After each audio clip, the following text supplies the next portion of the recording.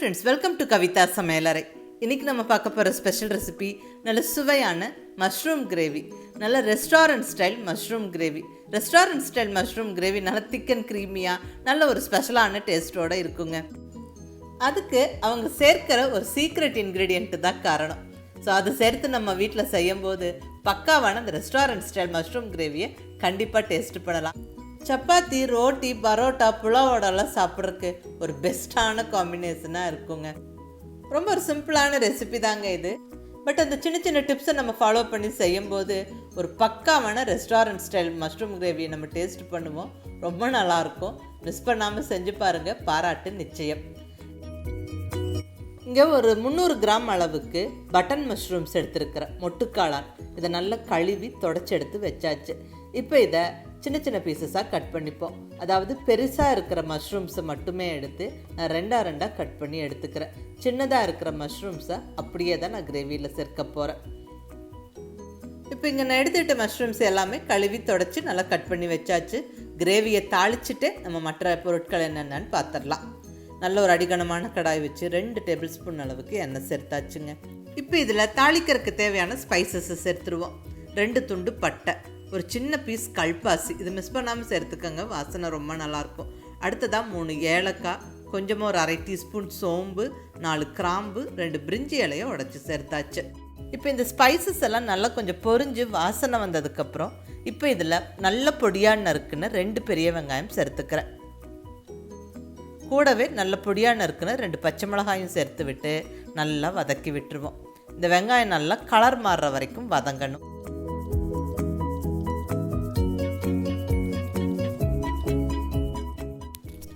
பாருங்கள், வெங்காயம் நல்லா ஓரளவுக்கு வதங்கிருச்சு. இப்போ இந்த ஸ்டேஜில் நம்ம இஞ்சி பூண்டு விழுது சேர்த்துடலாம். நல்லா 1 ஸ்பூன் அளவுக்கு ஜிஞ்சர் கார்லிக் பேஸ்ட்டை போட்டு விட்டு நல்லா வதக்கிடுவோம். இஞ்சி பூண்டு விழுதோட பச்சை வாசனை போக்குற வரைக்கும் நல்லா வதங்கி வரணும். பாருங்கள், வெங்காயம் நல்லா ஓரளவுக்கு நல்லா வதங்கிருச்சு. இப்போ இந்த ஸ்டேஜில் மசாலா பொடியெல்லாம் சேர்த்துக்கிறோம். 2 சிட்டிகை அளவுக்கு மஞ்சள் பொடி, அடுத்ததாக நல்ல ஒரு ஃபுல் டீஸ்பூன் அளவுக்கு காரமான மிளகாய் பொடி, கூடவே 1.5 டீஸ்பூன் அளவுக்கு மல்லிப்பொடி, அடுத்ததாக 1/2 டீஸ்பூன் அளவுக்கு கரம் மசாலா பொடி. இப்போ மசாலா பொடியெல்லாம் சேர்த்து விட்டு நல்லா அந்த பச்சை வாசனை போகிற வரைக்கும் நல்லா ஒரு நிமிஷம் வதக்கி விட்டுருவோம். இப்போ நம்ம தக்காளி சேர்த்துக்குவோம். நல்ல பொடியாக நறுக்குன்னு 2 தக்காளி சேர்த்துக்கிறேன். தக்காளி நல்லா வதக்கி விட்டுருவாங்க. தக்காளி நல்லா மசிஞ்சு வதங்கி எண்ணெய் பிரிஞ்சு வரணும். அந்த ஸ்டேஜ் வரைக்கும் நல்லா வதக்கி விட்டுக்கணும். தக்காளி டக்குன்னு ஈஸியாக வதங்கி வர்றதுக்கு நம்ம உப்பு சேர்த்து விட்டுருவோம். உப்பு சேர்த்துட்டா தண்ணி விட்டு டக்குன்னு வதங்கிடும். இங்கே 1 ஸ்பூன் உப்பு சேர்த்துருக்குறேன். நல்ல ஒரு வாட்டி கலந்து விட்டுட்டு நம்ம இந்த பாத்திரத்துக்கான மூடியை போட்டு விட்டுருவோம். ஒரு 2 நிமிஷம் இருக்கட்டுங்க. தக்காளி நல்லா மசிஞ்சு வதங்கிடும், நல்லா எண்ணெய் பிரிஞ்சு வந்துடும். இப்போ இங்கே ஒரு 2 நிமிஷம் கழித்து ஓப்பன் பண்ணுறேன்.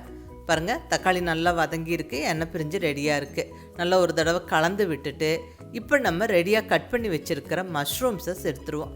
நல்லா கழுவி தொடச்சி கட் பண்ணி வச்சுருந்த காளானை கம்ப்ளீட்டாக சேர்த்தாச்சு.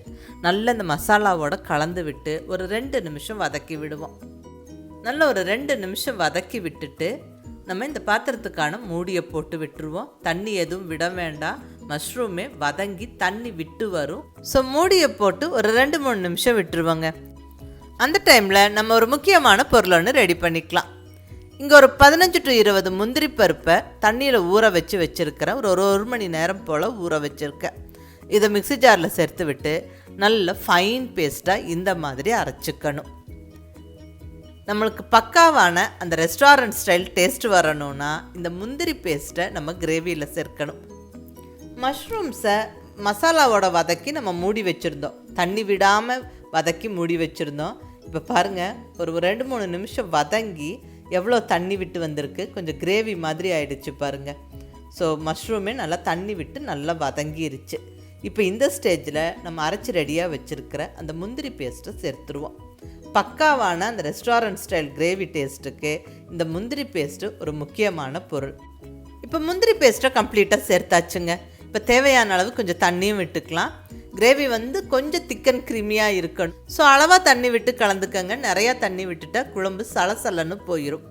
நல்லா கலந்து விட்டுட்டு உப்பெல்லாம் செக் பண்ணி கொஞ்சம் தேவையான அளவு உப்பு சேர்த்துக்கோங்க. ஆல்ரெடி நம்ம உப்பு சேர்த்துட்டோம். நான் இங்கே மீதி கொஞ்சம் உப்பு மட்டும் சேர்த்துட்டேன். அடுத்ததாக இங்கே நான் கொஞ்சம் ஒரு 1/2 டீஸ்பூன் அளவுக்கு சர்க்கரை சேர்த்துக்கிறேங்க. இந்த சர்க்கரை சேர்க்கும்போது கிரேவியோட டேஸ்ட் ரொம்ப நல்லாயிருக்கும். அதுவும் நீங்கள் ட்ரை பண்ணி பாருங்கள். சப்பாத்தி ரொட்டிக்கெல்லாம் நம்ம கிரேவி செய்யும்போது கொஞ்சமாக சர்க்கரை சேர்த்துட்டா டேஸ்ட் ரொம்ப நல்லாயிருக்குங்க. ரெஸ்டாரண்ட்ஸ்லலாம் சேர்த்துக்குவாங்க. ஸோ கொஞ்சம் சர்க்கரை சேர்த்து கலந்தாச்சு. ஃபைனலாக இன்னொரு பொருள் இருக்குது. கொஞ்சமாக வெண்ணெய் பட்டர் 1 ஸ்பூன் சேர்த்துக்கலாம். பட்டர் சேர்க்கும்போது கிரேவியோட டேஸ்ட்டு ரொம்பவுமே நல்லாயிருக்கும். அவ்வளோதாங்க, எல்லாமே சேர்த்தாச்சு. இனி இந்த பாத்திரத்துக்கான மூடியை போட்டு விட்டு ஸ்டவ்வை மீடியம் ஃப்ளேமில் வச்சுக்கிட்டு ஒரு 5 நிமிஷம் நல்லா கொதிக்க விட்டு எடுத்தால் நல்லா பர்ஃபெக்டாக எண்ணெய் பிரிஞ்சு கமகமன்னு வாசனையோட பக்காவான ரெஸ்டாரண்ட் ஸ்டைல் மஷ்ரூம் கிரேவி ஜம்முன்னு ரெடி ஆகிருச்சு. இப்போ ஃபைனலாக கொஞ்சம் கொத்தமல்லி இலையை தூவி விட்டுட்டு சுட சுட பரிமாறிடலாம். நல்லா சப்பாத்தி ரோட்டி புலாவோட ஜம்முன்னு இருக்குங்க. நம்ம இங்கே சேர்த்துருக்கிற பொருளெல்லாம் மிஸ் பண்ணாமல் சேர்த்து அந்த சின்ன சின்ன டிப்ஸோட இந்த மஷ்ரூம் கிரேவியை செஞ்சு பாருங்கள். கண்டிப்பாக பாராட்டு நிச்சயம். எல்லாரும் பாராட்டுவாங்க. ஒரு பக்காவான ரெஸ்டாரண்ட் ஸ்டைல் கிரேவியை நீங்கள் டேஸ்ட்டு பண்ணுவீங்க. நல்ல சப்பாத்தி ரோட்டி புலாவோட செம்மையாக இருக்குங்க. ஸோ மிஸ் பண்ணாமல் இந்த டேஸ்டியான மஷ்ரூம் கிரேவியை செஞ்சு பாருங்கள். பாராட்டு நிச்சயம். உங்கள் ஃபீட்பேக் சொல்லுங்கள். பிடிச்சிருந்தால் லைக் பண்ணி ஷேர் பண்ணி கமெண்ட் பண்ணுங்கள்.